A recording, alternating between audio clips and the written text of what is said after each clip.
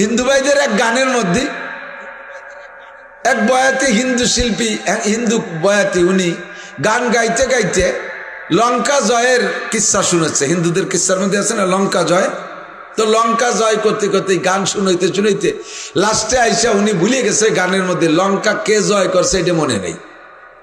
তো গানের তালে তালে ওনার সহকারী যারা তাদের কাছে জিজ্ঞেস করতেছে লঙ্কা যে জয় করিল তার নাম জানি কি।